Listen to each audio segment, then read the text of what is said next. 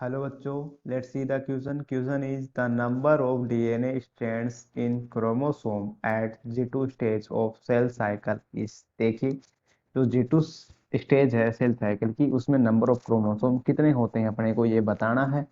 इस पर्सन का जो की पॉइंट रहेगा वो ये रहेगा कि जो G2 फेज है उसके अंदर जो क्रोमोसोम है उसके अंदर डीएनए की मात्रा कितनी होती है. ठीक है, कितने स्ट्रैंड होते हैं अपने बताना है. देखो, सबसे पहले देखो, जीवन फेज होती है अपनी. जीवन फेज में जो नॉर्मल सोमेटिक सेल का अपना एग्जांपल ले लेते हैं, तो अपना सोमेटिक सेल यानी सोमेटिक सोमेटिक सेल. देखो, नॉर्मल जो सोमेटिक सेल होती है वो 2n होते हैं, यानी उसमें डीएनए की मात्रा होगी, उसको अपन 2c से डिनोट करते हैं. देखिए, तो जीवन जो अपनी फेज है उसमें डीएनए की मात्रा क्या हो गई, 2c हो गई. इसके बाद में जीवन के बाद में फेज आती है अपनी एस फेज. एस फेज में क्या होता है, डीएनए का रेप्लिकेशन.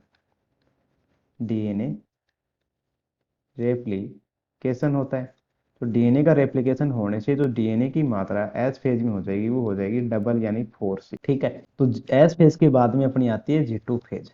तो G2 फेज में भी क्या होगा, जो डीएनए की मात्रा होगी वो कितनी हो जाएगी, 4c हो जाएगी. और अपने पर्सन में क्या पूछा है, जो G2 फेज है उसके अंदर डीएनए के कितने स्ट्रैंड होते हैं या डीएनए की मात्रा कितनी होती है, तो वो कितनी हो गई, 4 टाइम्स हो गई. ठीक है, तो जो G2 स्टेज है उसके क्वेश्चन में जो डीएनए स्ट्रैंड्स हैं वो कितने होंगे, 4 हो जाएंगे. तो इस क्वेश्चन का जो अपना राइट आंसर हो जाएगा वो हो जाएगा सी, यानी 4. अब देख लेते हैं, पहला ऑप्शन है 1, तो 1 ऑप्शन तो अपना रॉन्ग हो गया. सेकंड ऑप्शन है 2, तो ये भी रॉन्ग हो गया. थर्ड ऑप्शन है 4, तो यही इस क्वेश्चन का अपना क्या है, राइट आंसर है.